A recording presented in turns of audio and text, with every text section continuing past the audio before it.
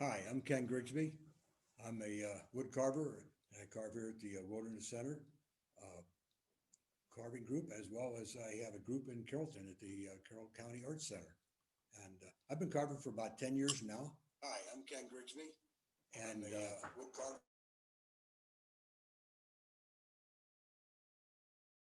had I first got started, I've always worked in wood, but after I retired from my day job, my wife bought me a 2-day class from Bob Stadlander. I think you've heard his name from some of the other sessions, and he's been a big part of assisting us here at the Wilderness Center for the wood carvers.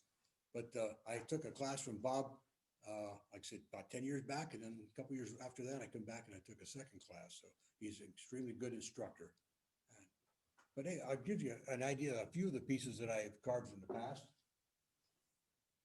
This happened to be a carving, and all these carvings I'm showing you will be here available here at the gift shop at the Wilderness Center. But this is a piece that's standing underneath the pier at Emerald Isle in North Carolina.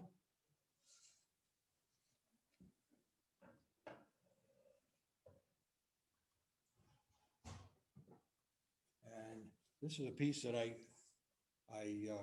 got the pattern from John Engler. He's another relief carver. I took a class from him out in Iowa about 5 years back. This is an old country barn scene, and it's basswood, and it's framed in oak out of an old barn.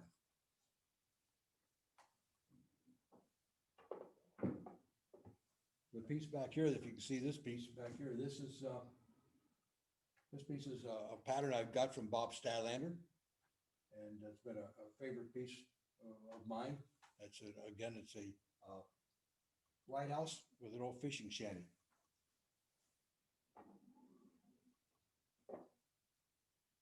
I tend to do a lot of my pieces anymore they'll come from photographs I've taken, or maybe a pattern that somebody has seen that they tended to like, uh, and they'll ask me to see if I could do a carving of it. But in the early days, I did a lot of maybe a purchased pattern. Again, some from Bob, or some that you might find in other possibly magazines. And today, as far as the wood carving, what I'm going to show you was this piece I did about 7 years ago. And I'll have to put a clause in here. This is from a pattern I got from a magazine, or excuse me, of a book of patterns. And unfortunately, it's been so long ago now that I do not remember who the author was, but I'm going to try to find that when I get back.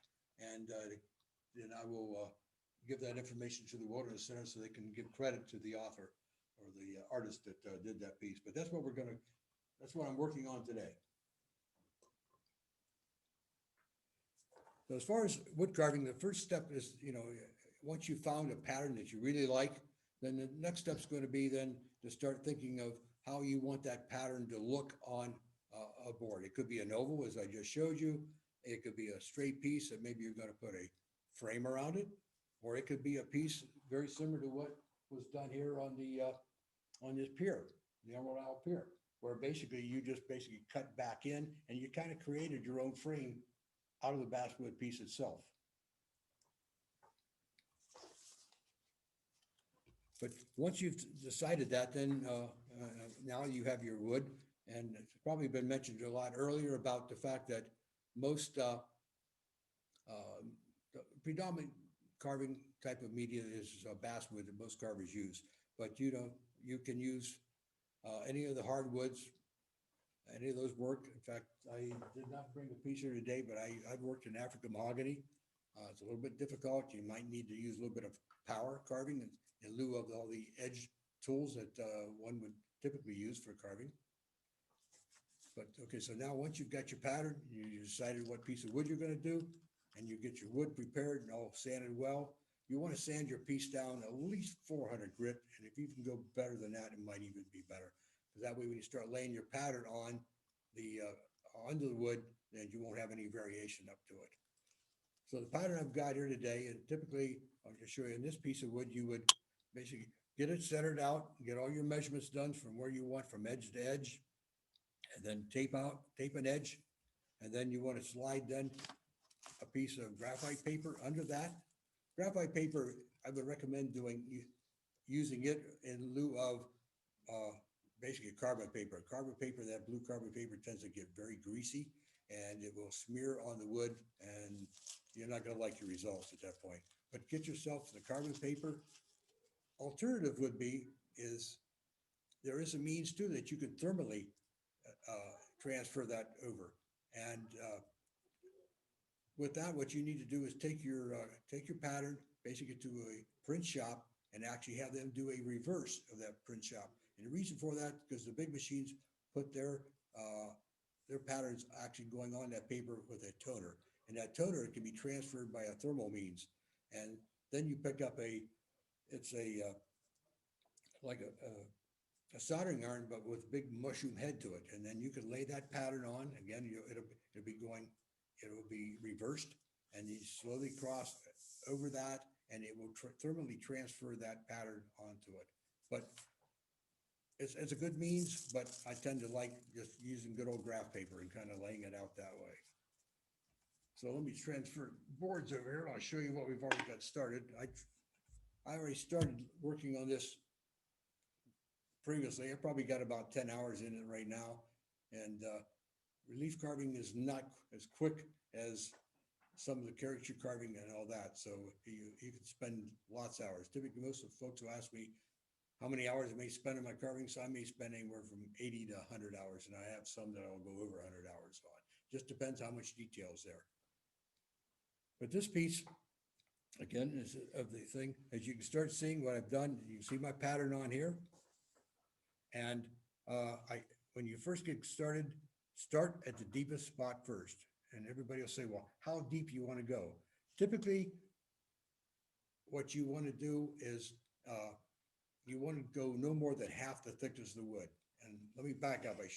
One point I forgot to share. I don't know whether you'll be able to see this or not. The orientation of the board, you want to put your pattern on, if you can see the grain. So the grain would be cupped up, and you want to be able to put the pattern on that upper piece of the cup. If not, then it's going to tend to warp even more than what it naturally would. So again, apologize for that point, but yeah, put the cup up, get your pattern on, and then you're good. So this piece happens to be about 1 inch thick, the board I'm using right now. And so so I'm going to take the lowest point on the carving right now, which would be the background, and it'll be right about in here, right just behind the top of the lighthouse, and that'll be roughly about a ½ inch at finish. So at this point, I may take it down to about 7/16 and stop as a rough in. And when everything else is done, we'll come back to it at that point, and we might put more. For example, since there's a sun right here, we might want to have rays from that sun come down to it. So therefore, I'll need a little bit space there then too, from a depth standpoint, so that the finish only does end up at ½ inch. As you can see, there's multiple layers of clouds here, and I've done the first 2 layers on it. And so we'll get started here. Typically, when you're starting to do any of the carvings, the first step you're going to do is do a stop cut. You're going to take your knife and make a stop cut.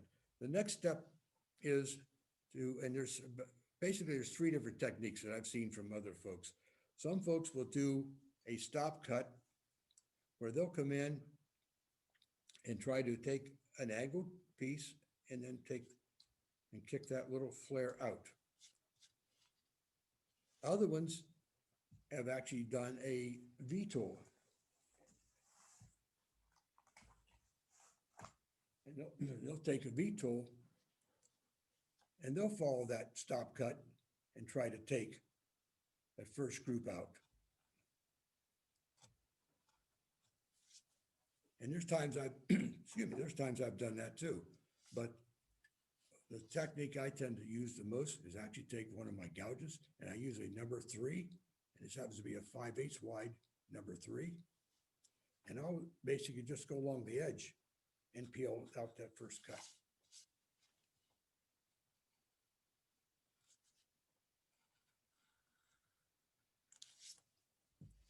And then And you might have to take your knife in to take a little bit deeper just to get that chip out. And then, let's see if I can bring that in a little closer to you.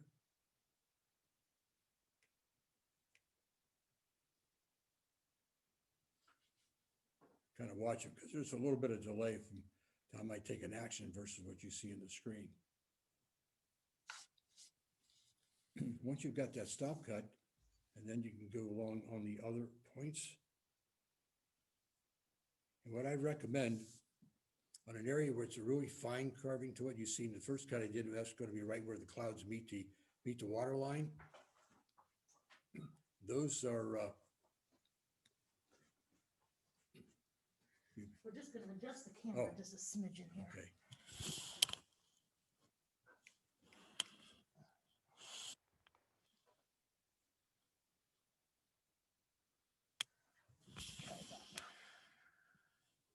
Try that.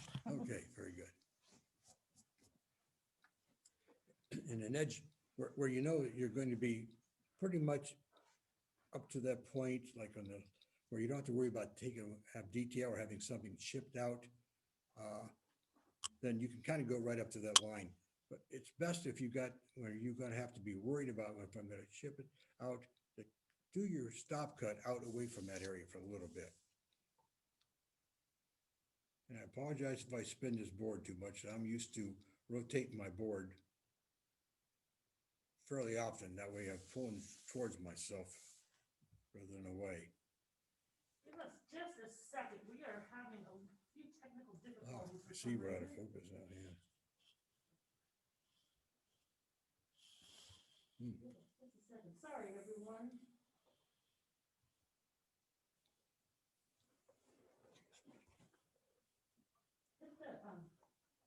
Can you just turn that on and off real quick if you would? The whole unit, power off and on? Yeah.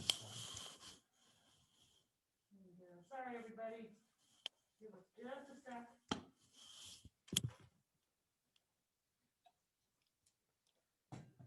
There we go. Now we're back. Good, okay.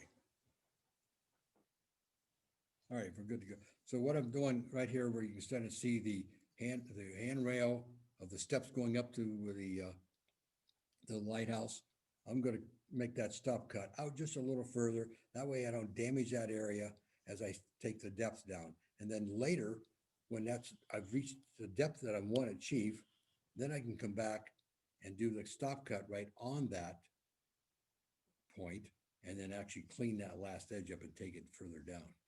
And just a way as though you don't, because sometimes wood doesn't always accommodate us, so we have to work with that wood. So it's best if you can then to give yourself a little bit of a safe zone there. And then we'll take this chip out.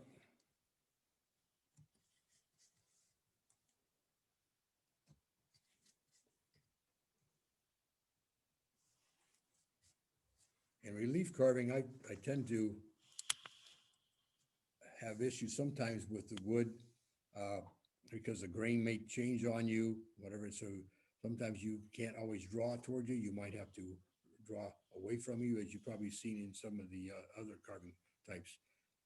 For the relief, the further north as you can get your basswood from, Wisconsin basswood is probably the best, just the way the grain structure is, because with the growing seasons there, and it tends to be a nicer piece of wood to work with. What piece of wood I'm working with is probably more local, and so at times it may give me some fits. And you can see here I'm doing a stop cut now over that little island and around these trees.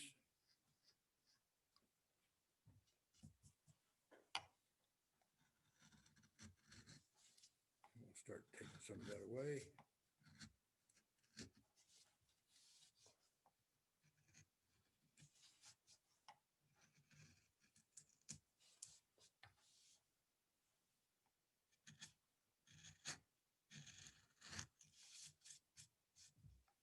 I'm basically just going to carve in some areas and move on to another area of the carving, because we won't have the time to show all the take any one particular area right down to the final.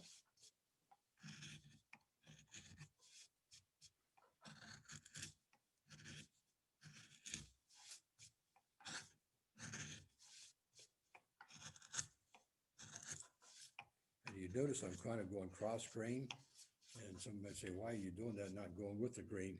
It's because I've worked already enough in these areas, and it seems to work the best for me, at least to getting the rough out. I'm gonna try to hog out as much of this wood that I don't want anymore.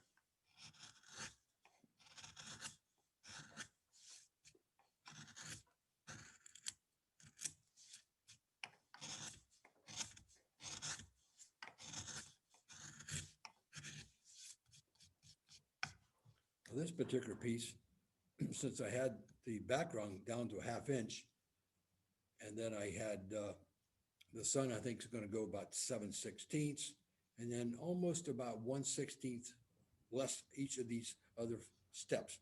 So at that point, you're probably going to be down to about roughly a 1/4 inch that the first cloud, if you will, the one closest to the foreground, need to be taken down to.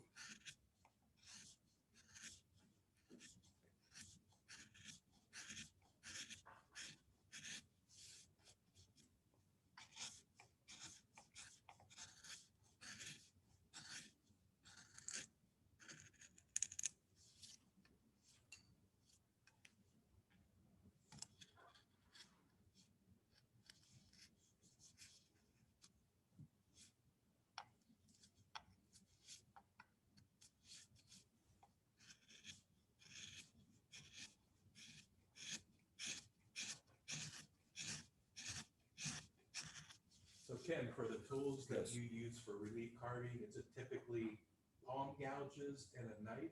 Yes, I use, that's predominant. I've got the long handle ones on it, but these type of projects for the size of them, the long handle or definitely the mallet type are just, they're too big for me. The palm works the best. And I've got an assortment of different brands. I tend to like this Ramilson real well. I mean, I bought this thing early on, and I mean, this thing's always my go-to. And but flex cut, I've got a few flex cuts. This happens to be a number 3 also in a flex cut, and this happens to be a 1/4 inch wide. So it works in a lot of these little tighter spots where I can't get the wide one in. I use occasionally, I might even grab a number 5 gouge, but gouges are probably the biggest thing here. Yeah, the knife's great to get your stop cuts, but after that, everything's going to be done with a gouge. And you can see here on the edge, since this is not going straight down in, I'm kind of rolling this background down into the towards the center of the board. I'm carrying the sky level actually out at I decided to carry this one out just a little further beyond the border, which would be borderline will be for the earthbound areas. So one will carry that out right out here to the edge. Now I don't want to do a stop cut on that because I don't want that depth. So at that point, then I'm going to sit there and go right on the line and walk it out with my gouge.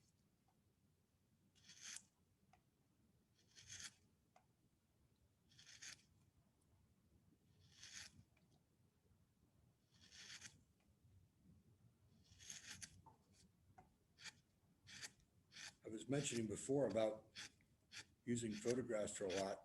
I've done a lot of covered bridges, and it's been to kind of keep the wife maybe happy about some of my carving and stuff and going out. We made a little trip a few years ago, and so we went up to Ashtabula County, stopped at the Chamber of Commerce and found out and got a map about all the covered bridges up there. And we made it basically a day trip just to go out and take all the pictures of those, and now they're all on the computer. And then when I want to do a covered bridgeway, I can just go back and do that. But we also then went down to Fairfield County near Columbus and kind of liked them even better. They actually were older covered bridges, and I've done a few out of that group. So you can kind of, as you're going out and taking pictures of it, you can kind of make make little trips out of it. And now you've got some stocks of things that you can carve from. Another old water mills, the old mills that, the granary mills and stuff. I've done some of those into down in West Virginia where we've gone and taken pictures of some of those and get them in the computer, and then you're ready to go for future carving. And for those of you who do not belong to a woodcarvers club yet, this is the type of conversation, camaraderie we had when we get together and carve. We may be doing completely different projects on our own as we carve, but the stories we tell and the tips we share, there's no secrets about carving. We're glad to share with each other our talents and keep the art of wood carving going, as well as learning about other people's experiences and their stories. It's a really a nice gathering and a way to have fellowship with each other. You're right on, Keith. We tend to keep the politics out of it and all that, and just kind of keep just to what we do at home and with the friends and chat, and we keep good friendship going that way. But we basically, it's interesting about how we end up and have dialogue about what piece of wood, or how we found a piece of wood, or how we found a pattern, or gee, or how do you do this, and try to get and draw off each other sometimes to as far as a technique of how to accomplish something. Anyway, that gives you a little idea about working that that other. Here, I'll point out with my knife so you can see it a little bit better. The one cloud now, which is closest to the foreground, it definitely got to go a lot deeper. One of the things within relief, and this one here is not going to show you, at least at this point in time, but a lot of the undercutting. That's, when you're doing relief, and this is going to be what they classify as a low relief. And low relief is probably, again, I mentioned about a ½ inch deepest. That's going to be in that range. There is a medium relief where it's maybe ½ inch up to 1. And then there is a deep relief where people will do a relief deep enough that you can usually do at least half the circumference of that object that you may be trying to carve in there. A good example of that may be if you've been down to Lehman's Hardware. The gentleman, I forget his name now, I think it was, again, I get it. Paul Weaver. Paul Weaver, thank you very much, Keith. Anyway, his would be classified as a deep relief because he's well over 1 inch deeper in full depth, and to the point where he's better than half of the circumference of that object that he's trying to carve.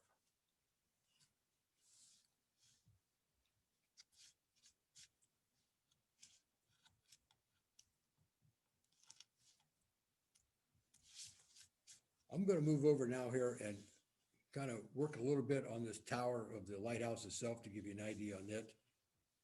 And I'm not going to, up on the upper section, you still see I'm outside the pattern, and where you're getting into a lot of the gingerbread of the handrail and the roof line of it, both on the balcony as well. And there's 2 levels of balcony on this, up near the where the light would be, and then another one basically at the top of the tower itself. So that's kind of going to be left till the very end. So I'm going to kind of go over here and come down here on this left side. And we're going to give you an idea how one would go there. And I want to go ahead and cut in these other points. Some relief carvers will tend a certain area in these various levels. They'll actually go in and just hog all that out and get it fairly flat. And they'll go back in and reinsert their pattern in that particular area. I do that sometimes, but I'm one that just kind of likes to take a lot of the lines and cut them down. And then as I'm hogging a level down, I may take, get down to an 1/8 inch, and I've kind of lost my line or almost ready to lose my line. I may go ahead and cut it deeper, and then go ahead and take the gouge and then keep working it down, kind of seesawing it down into the level I want to. It's just, that happens to be my preference on it, where, like I said, other folks, and maybe they're a little faster at it in time, but they'll actually would go in for example, this area right in here, they may cut that all down to the final depth they want to achieve, and then go in and then put those other levels in, put the other lines back in. If you do that, it's probably best then to take your pattern and go to a print shop and get a Mylar done of it, where you can actually see it and you can lay it over top of the pattern. I can give you an example of that. I think I have one of those in here.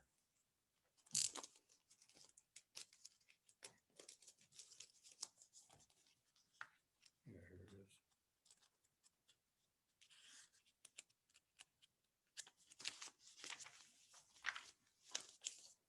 So see, this was a Mylar of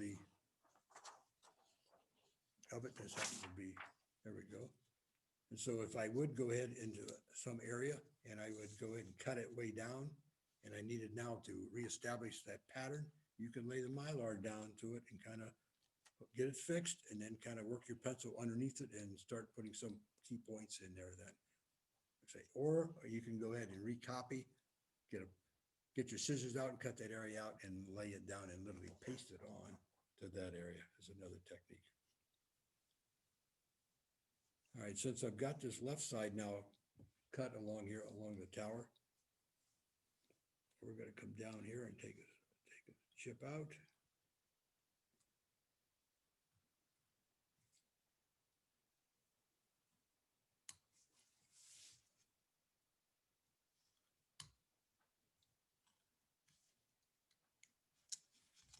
Since you talked about Bob Statlander, his classes, and Yes. Bob being a very good relief carver, in 5 minutes, we're going to draw for our second $25 gift certificate to statlandercarvings.com, your internet store for all your carving needs. So please stay on the live show, and we'll draw that in a little bit here.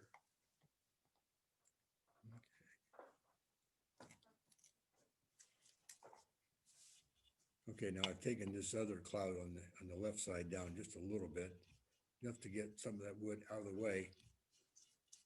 Now, when I start working this, the tower itself, I'm going to be thinking about the fact what I just mentioned before, because I'm going to cut away a lot of that gingerbread, all those lines that are there. We don't really need them. But what I'm going to try to do is, and this becomes kind of unique, because not only when this final gets done, you want to go from the center of this carving and you want to roll it out to the sides on both left and the right to get that feel of a roundness to it. And that's what's going to help achieve that stand where it looks like it's standing out. In addition to that, this becomes complex because you're going to be higher at the base than you will be at the top. So you're going to be tapering it downward from bottom to top, and then you're going to be trying to roll then from center to the side. So in the final, so it takes you a little doing, but basically to get going on it is just best just to start trying to take that down. Again, we're not going to worry about all these lines because we'll overlay them back. It's not worth trying to carry them down in, as I mentioned before, at least on this type of carving here, type of subject.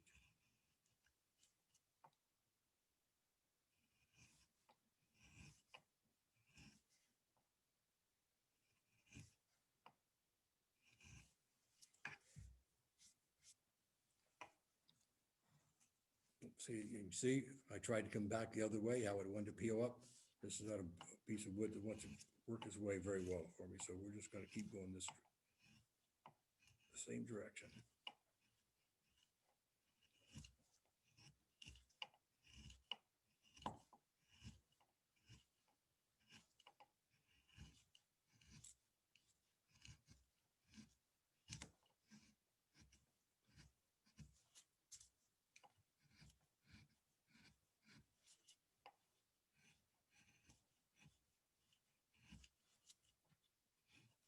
I know even the class that I had taken with Bob before is, most times within either a 3-day class, which may be 3 8-hour days, he'll be near a completed one. Well, usually I'm one that I get maybe 75 to 80% done in that period of time. and then I'll be taking it home to finish it at home.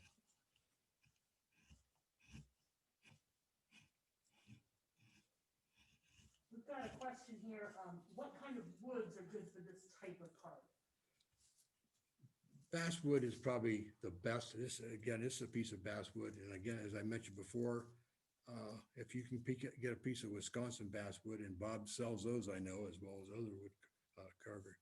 You can't necessarily just go to the your local art store and get those. You can find some of that type of basswood, that Wisconsin basswood, at some of the art stores, but most times they're very narrow. As far as thickness, I think I'm lucky to see much more than half inch. And so now that you're, if you're going to start working, trying to do relief, you're not going to have enough body to get the depth there to get that to stand out. There's not enough area there for you to try to do the undercutting or the curvature you might need in an object so that it stands out in that wood. I've done a lot. I like, one of my other favorites though is butternut. Now, butternut's very hard to come by. I've even gone on the phone and called loggers trying to find if they had some out there that I could get a hold of. But I have been able to pick up some in the last year down at Kime Lumber, down in the Charm or Sugar Creek area. And so that's another a good option. But it's a wood that's it's got a beautiful grain structure to it. You kind of got to be a little bit particular, but I have done some very fine detail work in butternut, and it looks beautiful when it's completed.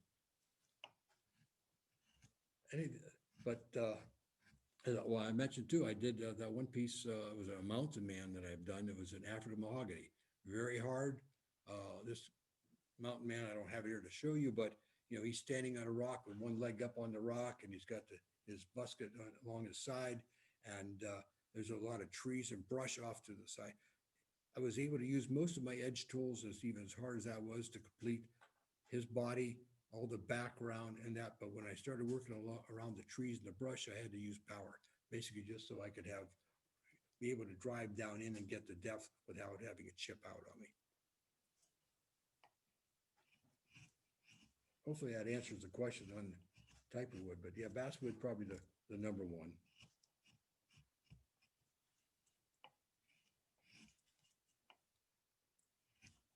Okay, I think we're ready to draw for the $25 gift certificate at statlandercarvings.com. And how do we? Let's pick a number. Let's pick a number between 1 and 10. You go ahead and pick a number, and I will count. Go with number 6. All right, number 6. That means 1, 2, 3, 4, 5, 6. Alan Gardner. Oh, he's the one who just asked that question. Oh, good for you. So Alan will be contacting you through Facebook here to get your contact information, and it's a digital gift certificate, so we will get that in the email to you here shortly. Congratulations, Alan. Let me show you one thing. You might ask, well, how do I know what do I measure? And I forgot to lay this out.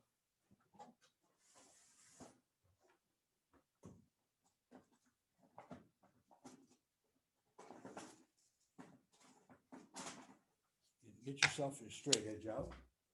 You find yourself another small measuring device. There we go. And typically all I do then is I'll lay that straight edge across, and you go down with another measuring device and take a reading. Okay, and I know at this stage, like on this, I want to be down here at the top of this tower, at least 3/16 at the very top, and I'll be an 1/8 down here at the bottom. And of course, I got a long ways out there to go, but that's the best technique. Some people have actually gone to a pointed device where they can hit point, which probably gets you in some of the areas probably a little bit easier, but this tends to work out real well. But again, lay your straight edge across from your border out and take your reading right up from the wood right up to the bottom of your straight edge.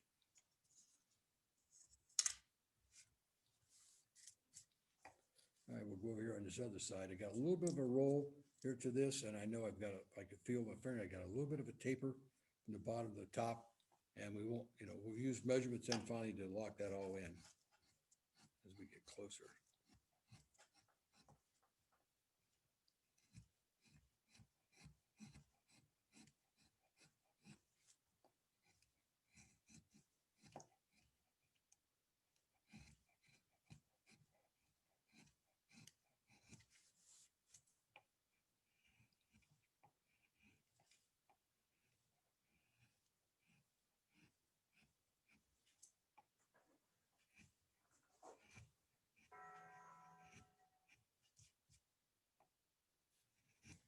Now, I noticed that your pattern is now no longer there for the lighthouse. Yes.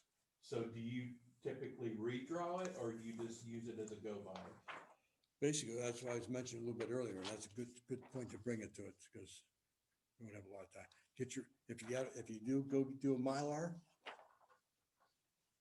from the print shop or through your printer at home, you could overlay it. You can see how it is in that area. And if you hold it down one point, and then you can reach underneath with your pencil or your pen, and you could put a couple key points, maybe like maybe catch it right here and here on that first stage of the block. And then you can go back in then later and then freehand that all back in. Or if you don't feel comfortable doing that, go ahead and get a copy made of this again, cut it out with your pencil, with your, get your scissors out, cut that pattern out, and you can literally lay that pattern right down on top of it then at that point. And some carvers actually will glue it on and keep it there at that point, once they've got their profile, the rough profile in, and so they can start working the details.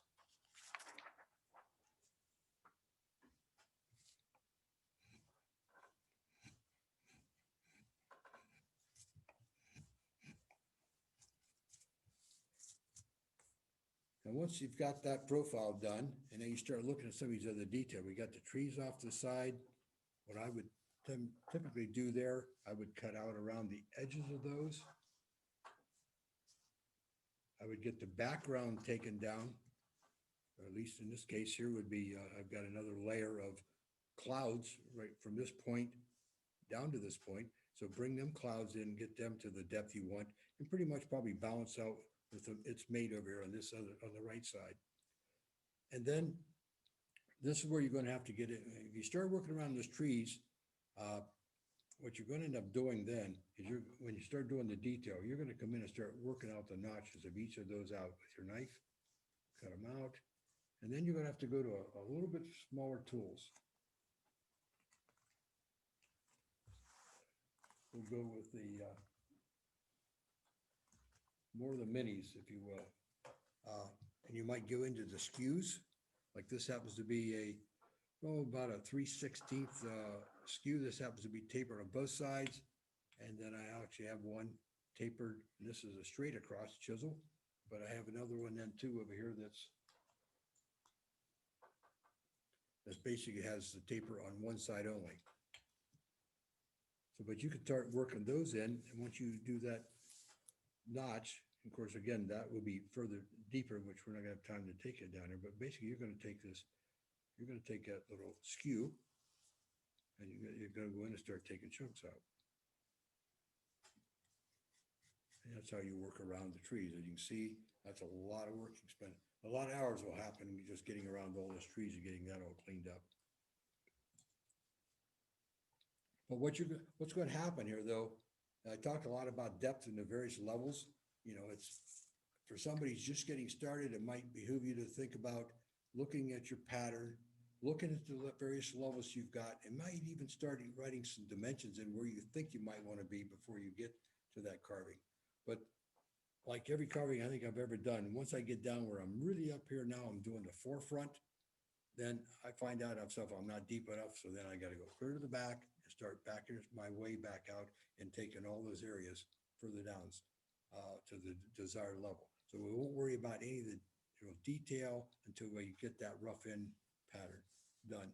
But because what you want to do here, even here at the base, in this area here, from my outside edge, literally right up to the base of the tower, you're going to have at least a 1/16 of a drop in that area.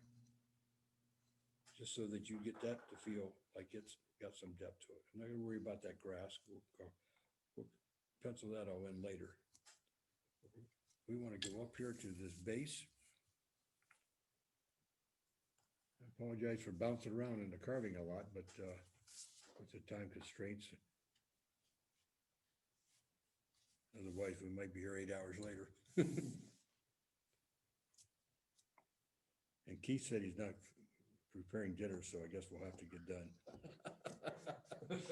You wouldn't want me to prepare dinner. Oh, okay.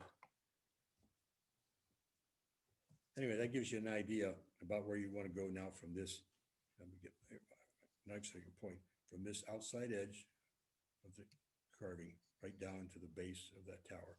Now that tower then will be deeper again, and then it's going to have, and this first piece here will probably for the most part, won't have too much of a taper to it, just very slight, not as much of a taper as you will on the main block tower of the lighthouse itself.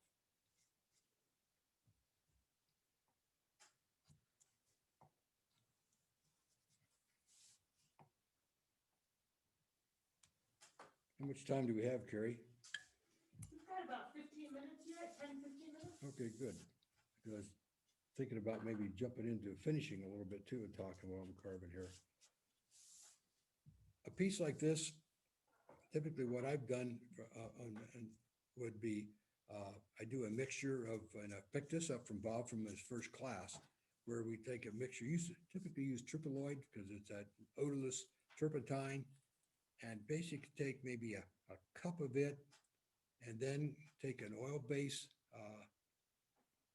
burnt umber paste, and then basically put about an inch of that out of the tube and put it in with the triploid and keep that and put a lid on that puppy, and you shake it up. You have to keep it in solution all the time, but basically you'll give a coat of that. And depending how that your wood takes, I've gone as much as anywhere from 3 to 5 coats that I'll do just to get that down, to get that, that gives you your stain. And then you can use that brush and work it all in the areas that you want. When you get done then, and then I use a wax that I put over the top of it. And it's a min wax, and it's the dark color. And I know when I first got it from the hardware, I had to place a special order to get it. They always had the light stuff. But, and then take another brush and basically take that, just kind of rub across the top of the paste itself, and then you start working it in. And you might do a couple coats of that again. And then that will get to the point where that'll be your final covering of the top of this carving. So now again, the first thing is you're doing the staining then with the triploid, with the burnt umber stain. And then you're putting on a dark colored min wax over top of that. And that'll give you a good seal. So that typically works now for again, for finishing. Some other folks, and as I would even on this one carving, can I jump over to the other camera real quick?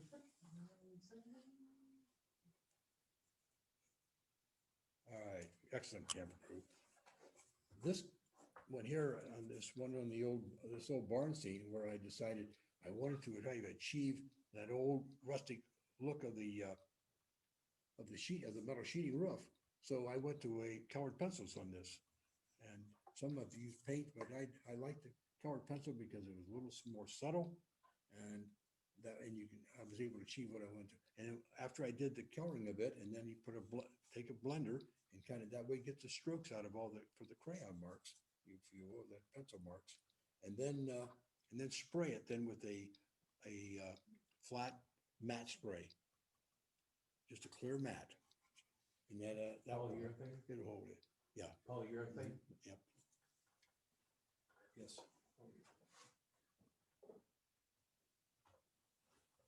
And in fact, most of those will say, on the bottle, they'll say basically clear matte. So that way you know there's no sheen to it or whatever. But that gives a good, hold that look to it. Same thing too, if you did go to a painting where you do it using acrylic, you still need to get a sealer over that to hold that intact.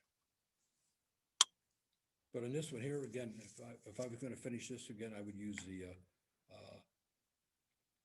burnt umber stain over top of it, and then use the wax, and it holds for many years.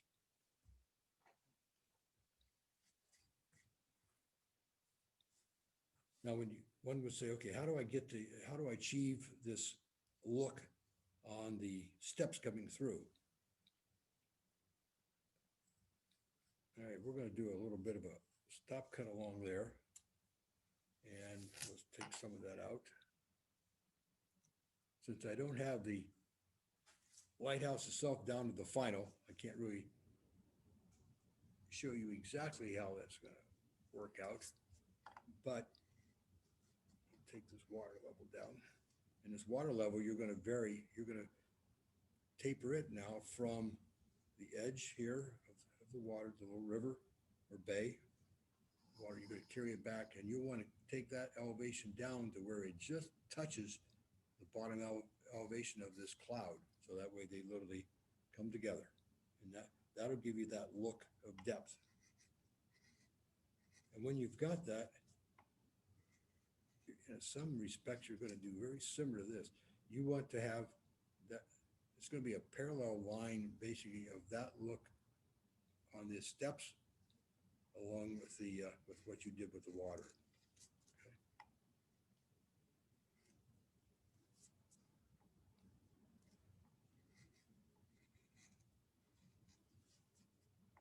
So maybe you can get an idea there, see, by taking that down that way. But you'll be carrying it all the way back here. Bit of a narrow run here, work this area out.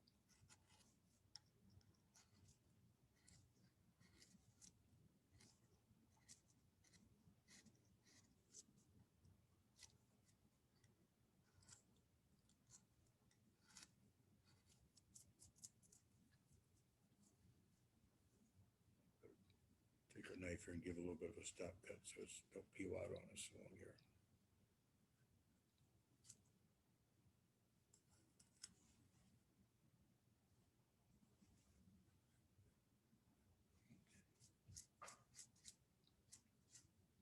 But same on as far as when you're looking at this walkway, it's gonna be, you're not gonna worry about that detail right now. What you wanna do is basically get the borders of it. We'll take the edge of the bottom board up there, and we've got, already did a stop cut here above the handrail. Do another one there, and then and then we'll come back here towards the tower itself. And we want this point to match up to the tower, and then this point down here, which will be a little bit deeper, because again, you can see you've got steps. You've got steps going up to a platform, and so that depth will be a little bit deeper than here. But then you can go ahead and hog all that out. And then we'll do that overlay of the pattern on it later. Then with to remark the details in once we've achieved this profile.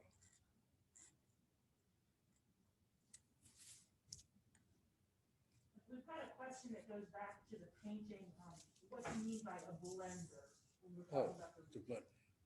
At the art shops, if you look at where they have the colored pencils, you might ask one of the attendants there about a blender. A blender, it looks just like almost like a wet eraser.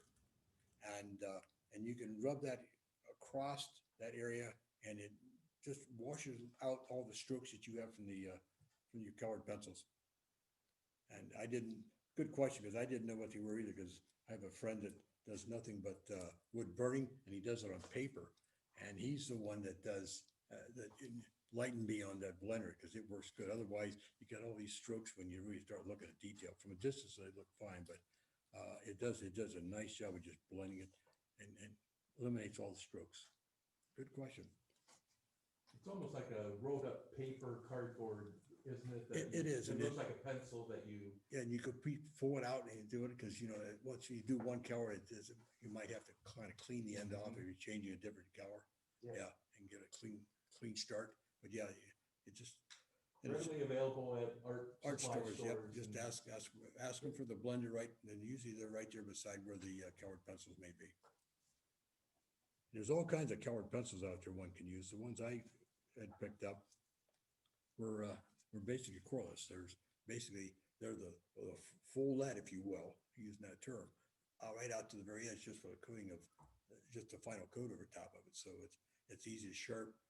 You can sharpen a regular pencil sharpener, but yet it's not just like I've got just a little sliver of lead like you would in a lead pencil. The thing is the full color. They're very nice.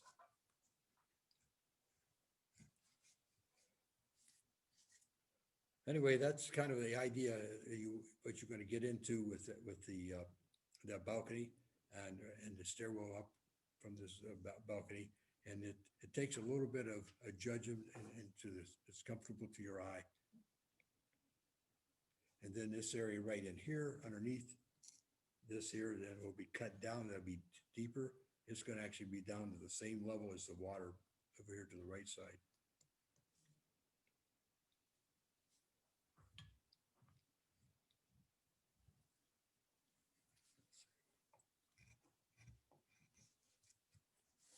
I think we have enough content for relief carving to do a virtual class in the future.